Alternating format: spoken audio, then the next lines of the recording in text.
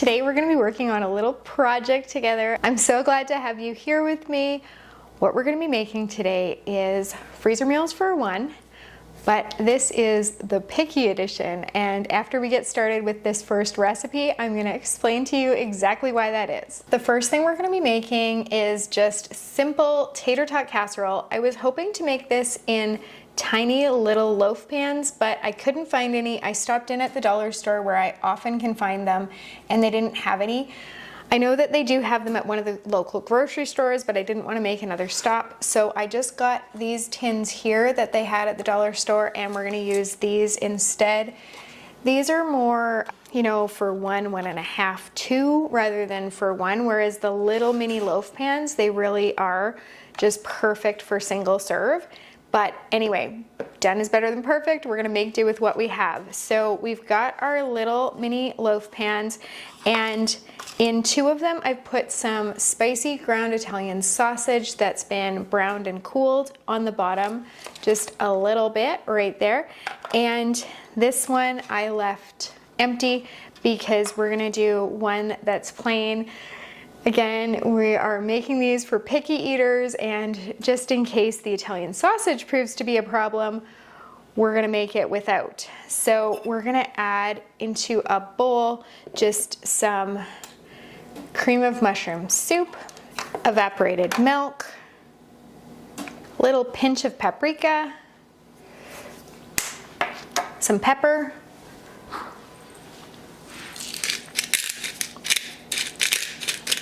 we're gonna give that a stir.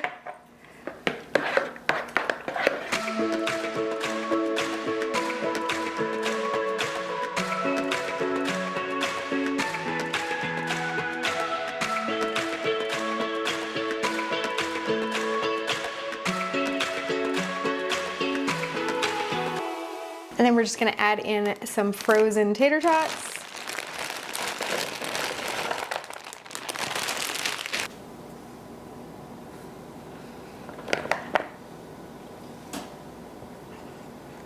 I lost my spoon.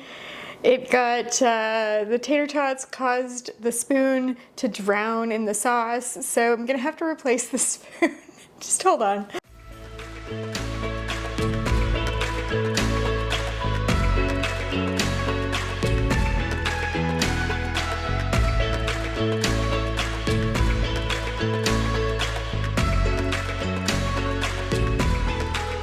And then we're just gonna spoon this into our foil containers.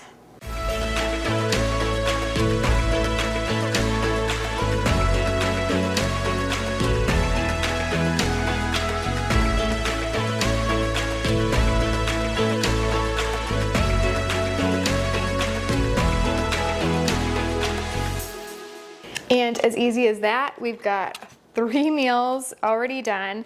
Just gonna add the little foil lids that came with the containers. And these are completely ready to go in the oven. We'll get the labels on there with the cooking instructions, and this will just be 3 easy dinners. I am going to tell you why I'm making the freezer meals for one picky edition today. So my husband and I are going away. Actually, by the time you watch this video, by the time it's been edited, chances are we will already be back, which is kind of fun and sad to think about at the same time because I'm so looking forward to going.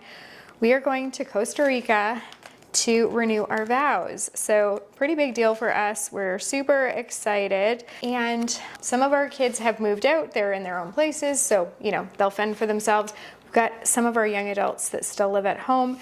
They have a freezer full of freezer meals, and they will easily be able to still feed themselves, and that'll be just fine. However, our 3-year-old, he doesn't cook yet.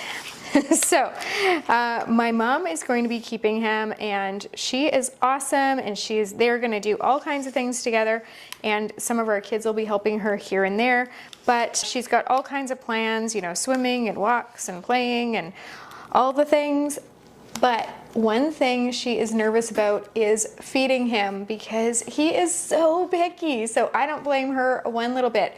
So she told me that, you know, one thing that I could do ahead of time that would really help her out is if I got the meals taken care of. So that's what we are on a mission for today together.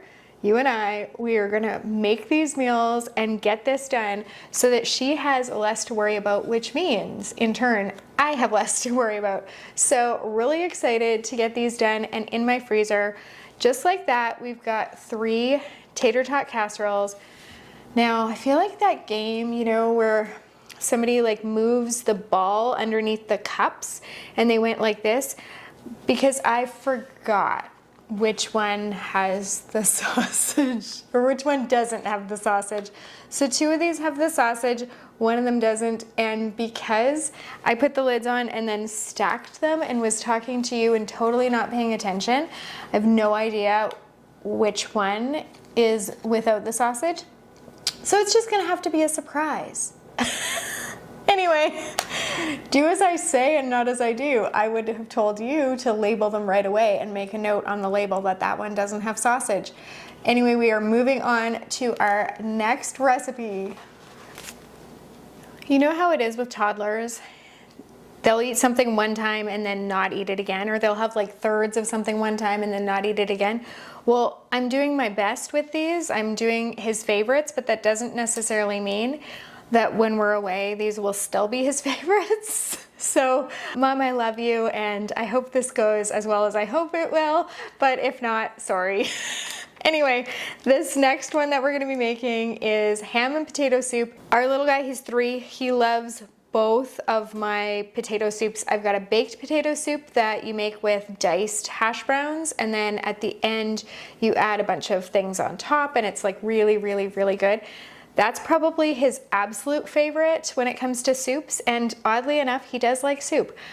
But this one is going to be easier, and the reason is because for that baked potato soup, on the day that you actually make it, you add a bit of a flour slurry to it, and so you can't really cook it up and then portion it out as easily as you can with this one, because this one is literally just like reheat and serve.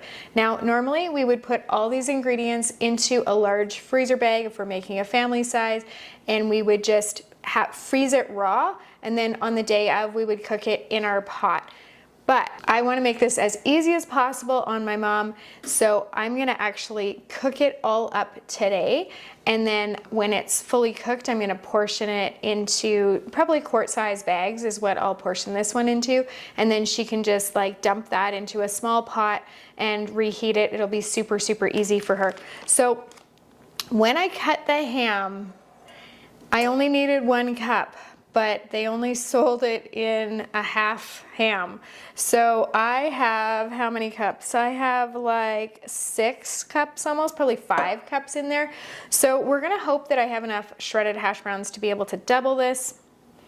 If I don't, I'm gonna have to think of something else to make with the ham. But regardless, I'm gonna have to think of something else to make with the ham because we got a lot of ham happening over there.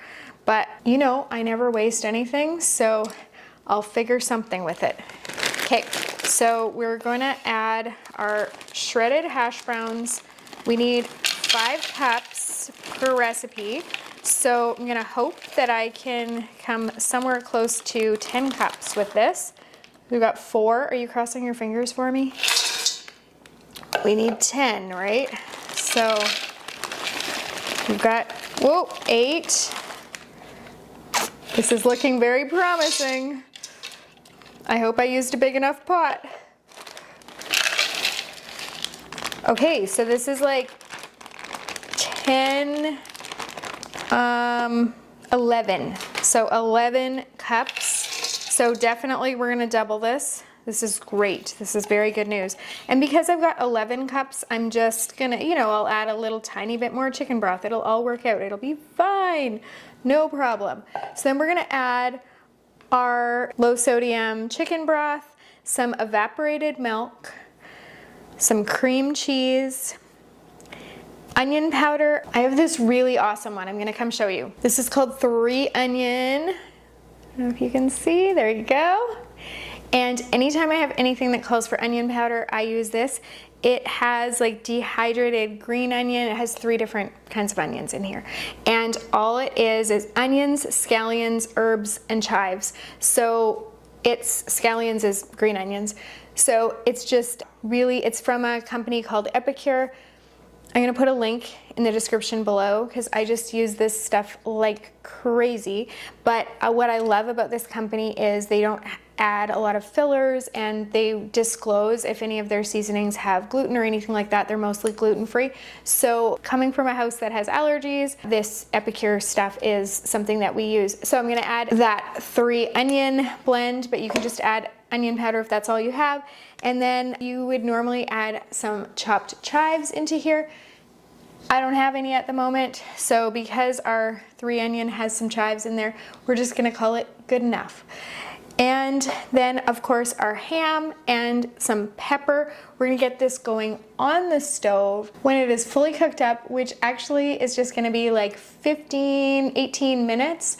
Then we can allow it to cool and portion it into our freezer bags, and then it's just gonna be another meal ready to go. Because we're doubling it, it will end up with quite a few of those quart-size bags. And I'm really excited because this is all coming together pretty easily so far.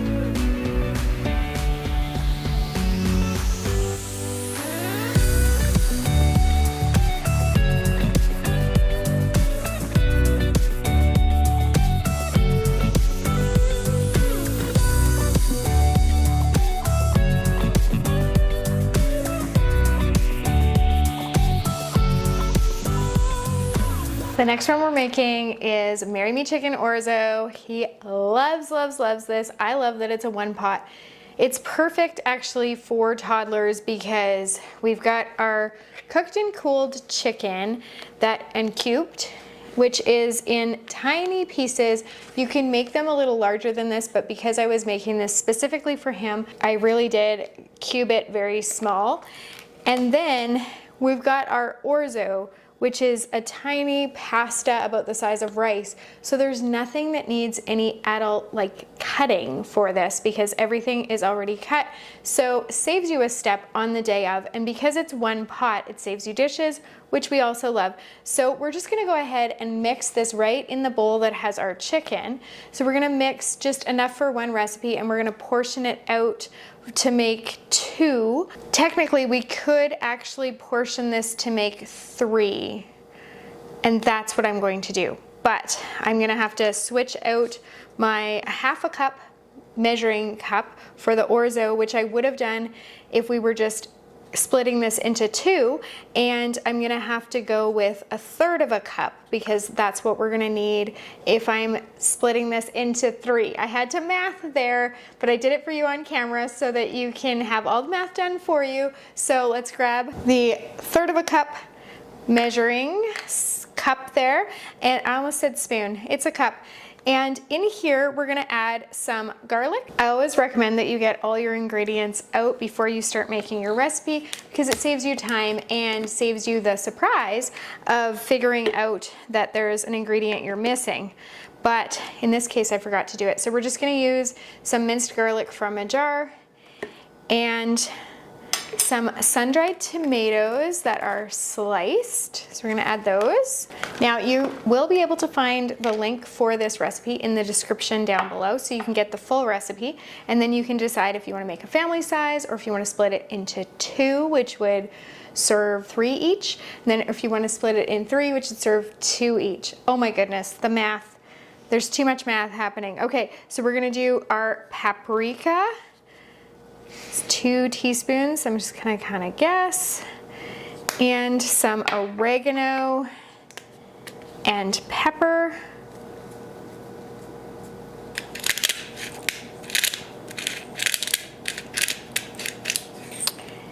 And then 3 cups of chicken broth. We're using a reduced sodium chicken broth today for everything. Oh, I know better. If you flip the carton over, you won't get the glug, glug, glug. You'll get a nice even pour. There we go. My neighbor Christy, who's usually in the videos with me, or often in the videos with me, she taught me that trick. Actually, she's taught me a lot of cooking tricks over the years, which is pretty awesome.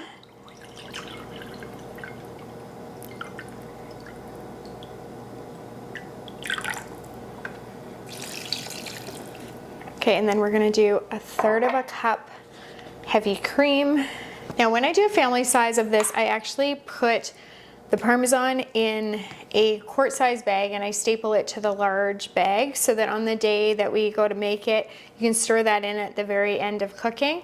But I've decided that I'm gonna skip this step because it's such a little tiny amount of Parmesan, and I'm just gonna give this to my mom and she can measure it out on the day of serving. But I am going to portion the Orzo out for her and put that in a bag so that there's less that she has to do, because goodness knows running after a 3-year-old is going to be enough work.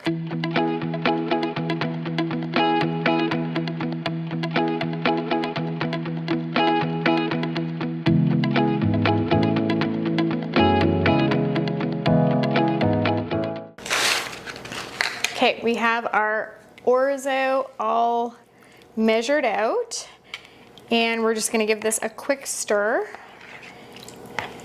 And I'm going to attempt to portion this into the bags. Now, it's probably not going to be exact, but if I use the measuring cup, that's gonna give me a better sense, because we'll do like a cup, a cup, a cup, and then go from there.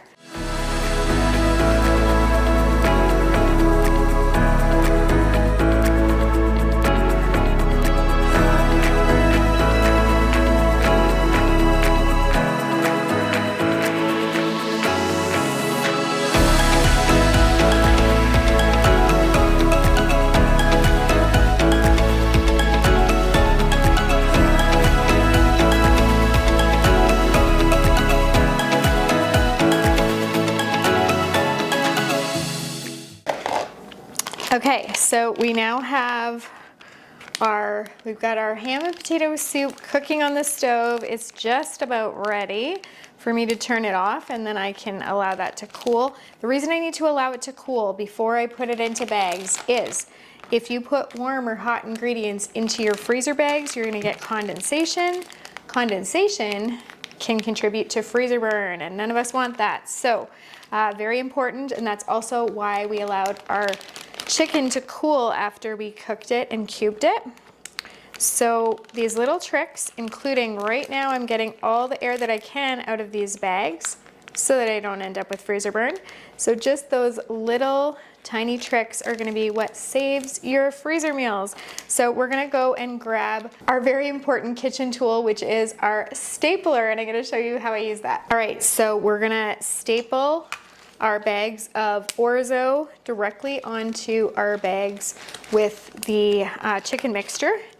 And then everything is gonna be right there other than the Parmesan cheese, which my mom can add right at the end there. So for this, you're actually gonna bring your mixture to a boil, and then you're gonna stir the Orzo right directly in. It's gonna cook up in the sauce, which gives it a great flavor, but also, again, just is one pot, which is awesome.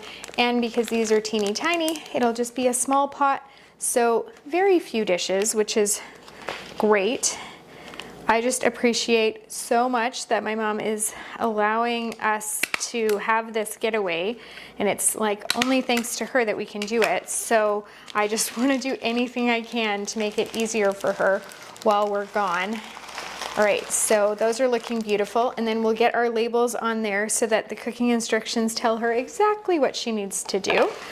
In our Freezer Meals 101 Club, we have our recipes, but you can also find them free at freezermeals101.com. But in the club, you can take those recipes and create a custom meal plan with your shopping list, your prep list, and those super handy printable labels with the cooking instructions. And the great thing about those labels is that you can print as many as you need. So if you are separating your meals into meals for 1 or 2, it's really, really easy to make extra labels and just slap those onto your bags so that you know what to do on the day you cook them up. The other thing that's really nice about the club, if you're cooking for 1 or 2, is that there's a little toggle that allows you on each recipe to double or triple it, or actually to put it into the amount of servings that you need. So you could actually have gone ahead and put this one just into 2 servings.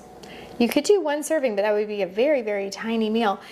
I always do recommend though that if you know you're gonna like something, that you make it the size that it's intended or double it, and then portion it into the smaller portions like we've done today, because then you're doing the same amount of work. This took us the same amount of time that it would have taken to do 1 of these little bags, and we've got 3 meals out of it. So we already have 6 meals done, plus we've got that soup happening. So we are really making a lot of headway. Next, we're gonna move on to the simplest of the recipes that we're gonna be doing today. If you blink, you'll pretty much miss this next one, so stay tuned. The recipe that we're gonna be making after this is a little bit more involved, so I wanna get these super easy ones out of the way. That one is going to be popcorn chicken. We're gonna make it homemade. He is going to 100% love that one. That's a for sure winner, so I do want to make time for that. But before we do that, because we're gonna have to bread the chicken and do all the things, we're just gonna get these super simple ones done. So when I was cubing the raw chicken for that popcorn chicken, I ended up with 1 extra chicken breast. So I put it in a quart-sized bag, and we're just going to add some barbecue sauce in there. Really, that's it. This is the whole recipe. It's not really a recipe. You might think, well, I could just easily on the day of put barbecue sauce on the chicken and fry that up or grill it on the barbecue or whatever. And yes, you would be right, you could. But your raw chicken actually doesn't fare very well in the freezer on its own. You might have noticed this before if you ever bought chicken when it was on sale and you thought, oh, I'll just buy some extra and freeze it. It tends to get frost on there. It can even get some freezer burn. And then before you know it, you've got to throw that chicken away. Well, when you freeze your chicken with a sauce on it, then it makes the chicken last many months longer, and you don't end up with those same issues. So this is a great way to make sure that you can use all of your chicken if you buy it on sale, or if you're like me and you just had an extra chicken breast, right? So now this won't go to waste, and it's gonna go into the freezer. It's just super simple. He will maybe eat barbecue chicken. If he doesn't, someone else will. So now we've just got 1 little barbecue chicken breast. And the same story for these meatballs. We've got our Costco frozen pre-cooked meatballs here. We use them for all kinds of things. We have a ton of meatball recipes actually. They're all easy. They're not this easy, but they're easy. I just bought a jar of sweet and sour sauce. I know that he'll like it, and it'll be an easy meal. Can serve it on rice and just quickly make this up for him. He will eat meatballs. He does eat a lot of my meatball recipes, but again, I'm just making the most of my time here today, and I know that he'll enjoy this just as much as he would a homemade sauce. So I'm just gonna do, let's see, 3, 4, 5, 6, 7 meatballs in there. That's actually probably too many, but okay, 7 is good, because then there'll be enough for my mom and for him, because he'll just have a few really, especially when it's served on rice. So we're gonna get some sauce in there. I say that, but it's not coming out. Just put a knife in there to create some air. And there we go. I don't have a system for how much I'm putting in. I'm just thinking, okay, they're gonna want some extra so it can go on the rice, but not, you know, not too much because we're not trying to make meatball soup here. Good enough. Now, do we have a sweet and sour homemade recipe with meatballs on Freezer Meals 101? We do. We actually have one where you make the actual meatballs themselves homemade and it cooks up in your slow cooker in this amazing sweet and sour sauce. Such a good recipe, but I'm short on time and we're just, you know, done is better than perfect, all the things. So progress over perfection. I'm just a cliche over here, walking cliche as they say. No, I'm thinking that needs a little bit more sauce. Okay, we'll do half for this one and half for the next one. We also have a delicious, oh my goodness, sweet and sour meatballs sheet pan, and it's got everything on there. It does use the pre-cooked meatballs, or you can make your own, but it's got the pineapple and your green beans and the sauce, and like, it's got the full meal right on there, and you can just serve that one on rice. You've got your veggies, everything all done. That one is great, but again, we're just doing things really easily today. Okay, let's try for 7 more meatballs.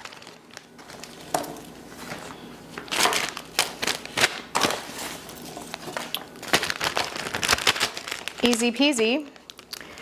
And the other half of the jar goes in. Now, if you live on your own and you'd like to try some of our sheet pan recipes, because they really are great, they're similar to that one pot Orzo in that you're just having one thing to clean, which is so nice. And oftentimes it's like the full meal, right? All at once. Cooks up, everything's ready at the same time, so you don't have to time things. Like, there's all kinds of benefits to the sheet pan, but I know you don't want to turn your oven on. You don't want to have a big sheet pan tray and then be eating leftovers for a week. So you can take most of our sheet pan recipes and take them, cut them in half, split them into 2, whatever, even into 3, whatever works for you. And then you can actually cook them up in your air fryer or in your toaster oven, depending on how large you're gonna make it. So that's a really great option.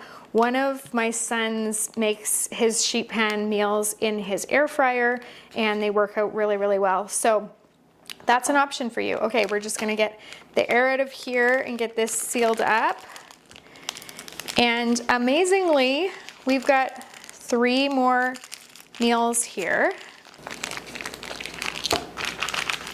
Now we're gonna get started on that chicken. That chicken is gonna take us a lot longer than these meals took us. Now I'm kind of debating, like, the other thing that I could do is I could take some meatballs and put them in the barbecue sauce in case he didn't love the sweet and sour, and that would be an option.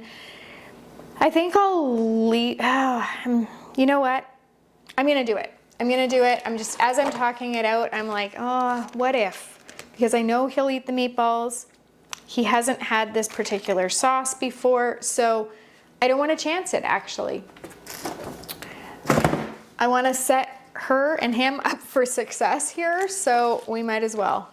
And we have everything out here, so it's going to take us like, what, 2 minutes? 1 minute? Well, if I could open the bag. Okay.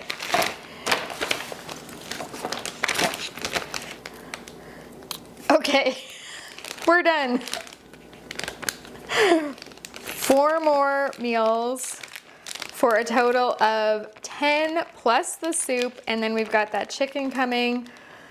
We are going to have a lot more meals than the amount of days I'm gonna be gone, but that's exactly what I want because I want variety, I want options, and of course, I would love to be able to have, when we get back, some meals that are in the freezer that are, toddler friendly, picky kid friendly, so that when we have those days that we're having something he won't eat, I can pull something out and make it up for him. Now, I'm not necessarily recommending that you always do that because it's not necessarily the best precedent to set, but sometimes you got to do what you got to do. I tell you, this is quite the production. These better be good. Just kidding, they'll be great. This is my first time ever making this homemade popcorn chicken, but like I said, he's going to love it. So we did cube our raw chicken. I did make it pretty small cubes because again, I wanted him to be able to eat these independently. So we're gonna put those cubes and 1 cup of flour into a large freezer bag. Now, an important caveat here, because this is raw, we're not gonna reuse this freezer bag, but we're gonna be doing something in another freezer bag in a minute, and we are gonna reuse that one because it's not raw, or it doesn't have raw chicken in it. I always wanna give you food safety tips because it's important. So we're just gonna seal this up, allowing the air to stay in there, and then we're gonna give this a shake right in the bag. This will allow the flour to coat the chicken. Oh, there's a lot of flour in there. All right, now I do want to make a comment about a recipe like this that is a little bit more involved because it has multiple steps. Normally, for a recipe like this, I would recommend that you double, triple, quadruple this because for just a little bit more time, you're gonna end up with so much more. The reason I'm not doing that this time is because it is our first time making this recipe, and so what if it flops? What if it doesn't freeze and thaw well? What if there's something about this process that doesn't work? I don't want to waste ingredients, I don't want to waste time. So the first time that I make something, I usually just do the one, and then if it turns out really well, the next time for something this involved, I would go ahead and make a lot of it. So we're gonna measure out our cornflakes. I have this recipe for these cornflake toffee cookies that are so amazing. I probably have them in a video, like a Christmas baking video, so I'll pop that right up there if you want to check it out. But so easy, so amazing. They're a no-bake recipe, and I've been making them for probably 20 years. So the rest of these cornflakes are going to get used for that next week.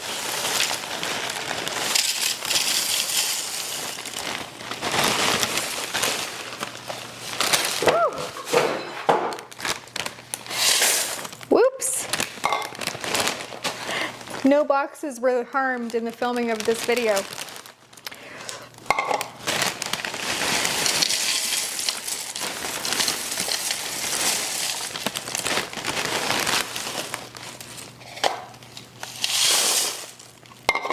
Okay, so now we've got our cornflakes in another freezer bag, but this time we're gonna be able to reuse this bag after.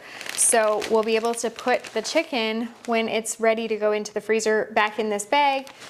I love to not have to waste things. So we're just gonna seal this up and just gonna lightly crush this. So you can do it with your hands, or you can do it with a rolling pin, or whatever you think would work best.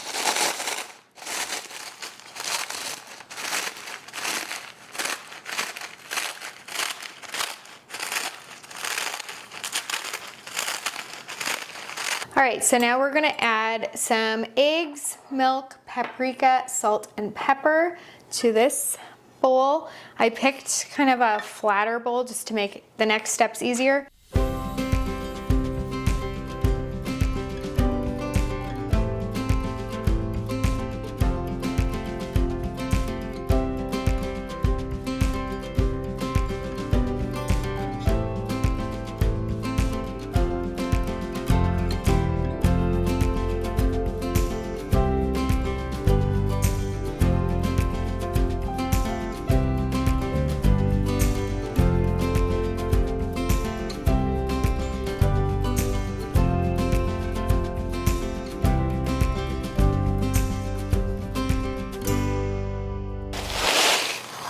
Now we're gonna add our crushed cornflakes into this other thing. I chose like a square baking pan because I just thought it would work best. I did pick up some frozen sweet potato fries so that I can make myself feel a little bit better about the fact that he's having sweet potato fries instead of just fries. I don't know if it's actually any healthier, but I like to tell myself that it is, because then you can pair the chicken nuggets, well, they're not chicken nuggets, popcorn chicken with the fries. It'll be all good. So I'm actually gonna bake these up today, and once they're baked, we're gonna allow them to cool, and then we're actually gonna put the baking sheet in the freezer just like that so that they freeze flat. The reason for that is because then when they're fully frozen and we transfer them into a freezer bag, we're going to use that same bag that we used for the cornflakes. As long as there aren't any little holes in it, I'll have to have a look and see, but then we're going to get them back in the freezer. The reason we're gonna freeze them flat first is so that they don't stick together, because this is one that I'm actually going to freeze in a large bag, because then my mom can pull out just as many as she needs that day. And these bake up from frozen, and they only take 15 minutes to bake in the oven, or you can do them for even less time in the air fryer. So there'll be a really fast reheat, and she can take out as many or as few as she needs. So by doing them in a large bag, it doesn't really matter. We can still do sort of individual portions that way. It's going to work, I think, because again, this is a new to us recipe. Now this is the part where I'm really unclear, but we're gonna do this muddle along together. So we're gonna take our flour coated chicken here, and let's see. We're gonna dip it in the egg mixture, and then the cornflakes, and then we're gonna put it onto our baking sheet. So here we go.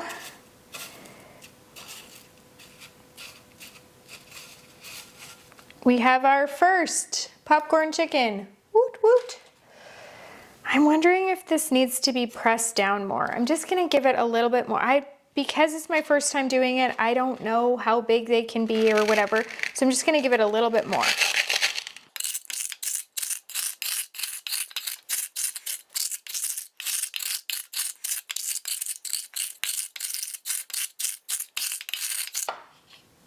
Okay, I'm happier with that. So let's keep going. We're gonna do an assembly line, and we're gonna get this all done. I'm gonna move some things out of the way and just make this a more efficient assembly line, and that will hopefully go faster. All right, I think I have managed to hopefully make this a little bit more efficient. I get a few happening in there.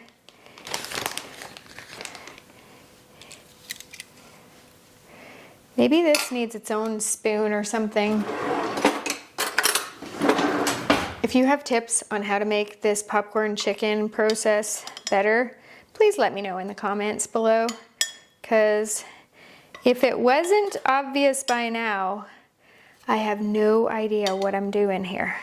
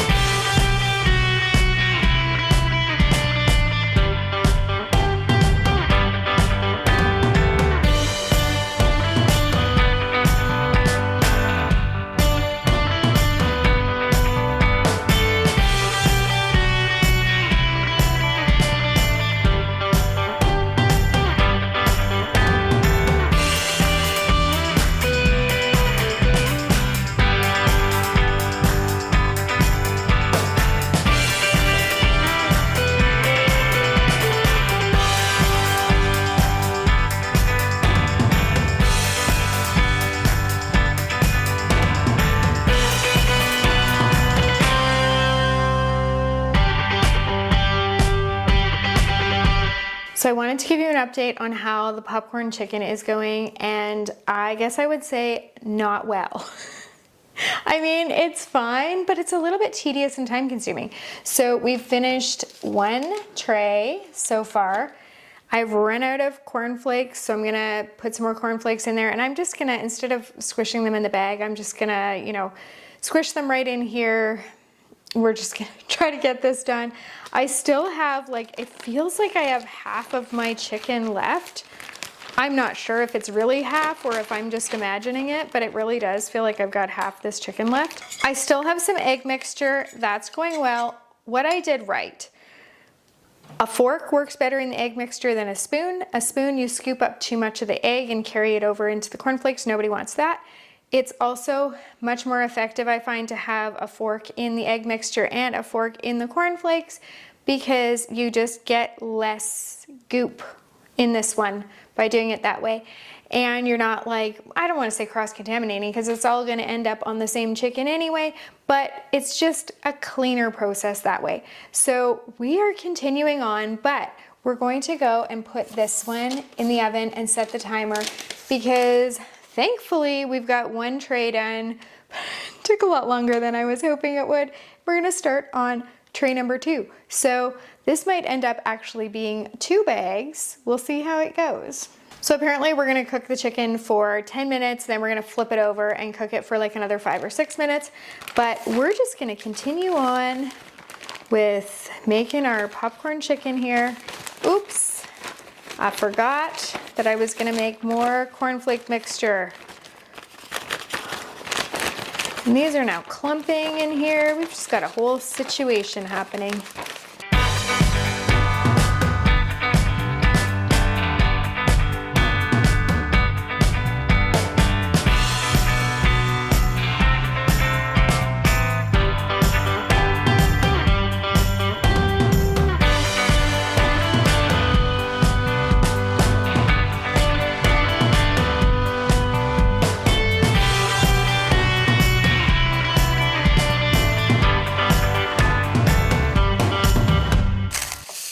Sensory experience.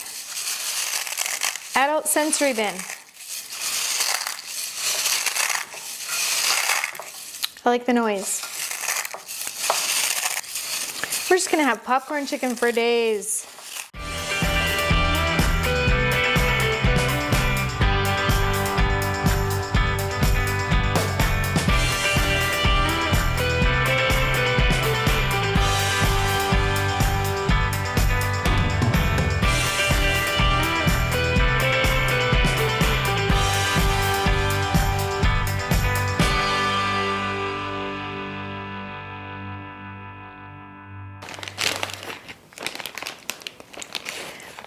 So I just flipped that first tray over and I have to tell you, they look so good.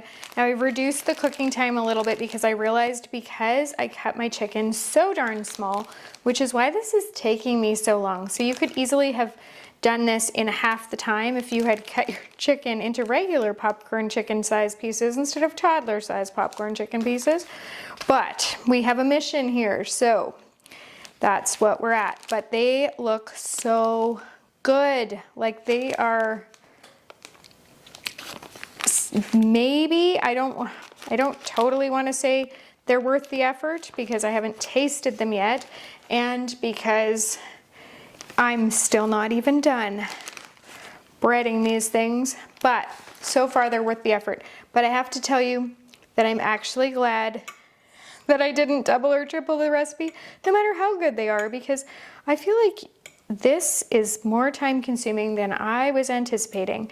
Regardless, they're gonna be great to have. And the nice thing about having your own popcorn chicken in the freezer rather than having it store-bought, which you can totally do, is that you know exactly what's gone in here. So if you've got allergies, you can accommodate for that. Let's say you need to be gluten-free, you could actually, they have gluten-free cornflakes, so you could do that. Or you could use another kind of cereal or coating that's gluten-free, and you could use an almond flour instead of your regular flour here. So, and then we did milk in here. But if you were dairy-free, you could switch that out with a dairy-free kind of milk. So there's lots of ways that you could accommodate this. You could add some like Cajun seasoning or something like that into the batter if you wanted. You could, I mean, you could change this up however you needed to. And that's the nice thing about having them yourself, is that you know exactly what went in there. And we used really nice, fresh, raw chicken with this. So I also kind of know that it was good quality chicken and all of those things. So when you make it yourself, you can control that. Okay, I'm going to tell you a story when I get back from taking these out of the oven, but we'll just get these ones quickly made before we do that. And then I'll be back with story time with Sharla. Don't those look amazing? Can you kind of hear them sizzling? Like, oh, I think this is probably worth the effort. So I just want to reiterate, we're gonna allow those to cool. Then we're gonna put them in the freezer on the baking sheet just like that. And then when they're fully frozen, we'll transfer them into a freezer bag. And then when you go to make them, you're just reheating because they're already cooked. So you can cook them right from frozen, super convenient. And then you have your own popcorn chicken. Full disclosure, this is not a story that I really should be telling while I'm showing you food. It's also a story that if you're squeamish, you might want to fast forward. We've got little timestamps down at the bottom, so you could forward to past this section. Weeks ago, one of our daughters was telling us that the water smelt funny. Now, we live in the country. We truck our water into a cistern, which is like a holding tank, and it's city water. We've always done this. This is just the way, we don't have a well or anything like that. So every 2 weeks, sometimes when we had all of our kids, like all of our kids living at home, sometimes it had to be even more often than every 2 weeks, but we truck our water in. We have a giant cistern, it's underground, and that's how we get our water. So our daughter was complaining that the water smelled funny. Both my husband and I had colds, so we were like, I don't know what you're talking about, smells fine to me. But we also acknowledged that we had colds and maybe couldn't smell it. Now, we've never had an issue with the water before, so we're kind of, I guess not, we didn't even really know what the potential for something to go wrong could be. So it's not that we thought she was imagining things, but it's like we looked into it, we couldn't really figure it out, we couldn't smell it ourselves, and things carried on. A week later, she's still complaining that the water smells funny, and our colds are improving, so we are now smelling it. We thought, could it be the hot water tank? Could it be in a pipe? We're like testing different kinds of water. One morning, I'm in the shower, my husband comes into the room, sticks a glass in the shower, doesn't say anything to me, sticks a glass in the shower, takes the glass, like fills it up with water, and then walks out. And he's like, I was just checking if it smelled different in different parts of the house. Fair enough. So the next day, after we're sure the water smells funny, my husband tells me that he's going to drain the cistern and try to figure out what the issue is. So he's goes down the road to a place where they rent things, and he rented a pump to pump out the cistern. He comes back, and earlier he and I had joked about what possibly could be the problem, and I had jokingly said like dead body. Totally joking, of course. I get a text from him that says, don't use the water.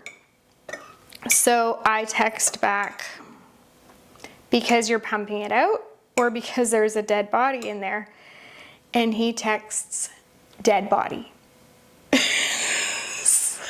So then I obviously knew it wasn't human, because I would have gotten something more than a text, I'm sure, if that were the case. But he next texts 2 dead squirrels. So, yep. We have figured out how they got in there. In the 20 years that we've lived here, this is the first time it's ever happened. And now that we've figured out how it happened, it will never happen again. And it couldn't have happened before because of, how it happened. But anyway, so really It was like the worst possible weekend for it to happen on because it was the Friday of a long weekend. So I start calling around to cistern cleaning companies. I think I called 17 places and everybody told me like, sorry, it's a long weekend. So no luck there. My husband decides that he is going to clean it himself. He drains the whole thing, of course, takes out the squirrels. And I told you this is a disgusting story. It is a disgusting story. And then he gets right down in there and he takes like a brand new dish brush and he starts washing the walls with this dish brush. So he was in there for like 8 hours. Like he climbed down a ladder in there and I was going out. I work from home, so I was going out like every once in a while to make sure he's still okay because, you know, I don't want something to happen to him down there. Anyway, and he's washing it like with bleach and we don't even know if this is, you know, the right thing to do. And then we get a half load of water and we flush everything through with like, we put some bleach in that water. We flush everything through so that like we ran the hot water tank dry, all of that, so that we knew that we had like all of that water out of the house and out of the pipes and everything. We ran every pipe, like every tap and everything. So we've got that happening, but then we're not really sure like now what? So we decide in all our wisdom, we have no idea what we're doing. We're like, not really, like Christy grew up on a farm, so she knows about things like this. I have no idea. She did at some point drop off like a light to help my husband see down there. It's huge, like it's a little opening and then underneath it's very, very large. But anyway, so that's all happening and we decide, I don't know if this was wise or not wise. I don't think it was very wise, whatever. We don't know what we're doing. So we got more water and after we had flushed like that one half load all the way through, we got more water and we put 6 gallons of bleach in there. We're like, that should kill anything that's left. So I don't know if it was good or not good, but here are some funny parts to my story. Okay, first of all, I racked my brain for like what we had eaten because I knew exactly when it had happened once we were able to like figure out how. So then I was like, okay, in that week and a half, what did we eat? Did we have pasta or mashed potatoes or anything that required being cooked in water? And thanks to freezer meals, I knew exactly what we had had.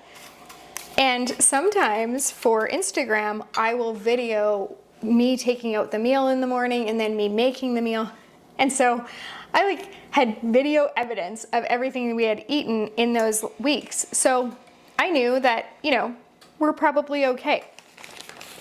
100% we hadn't had pasta or mashed potatoes or anything like that. And I use a water cooler with separate water for my drinking water.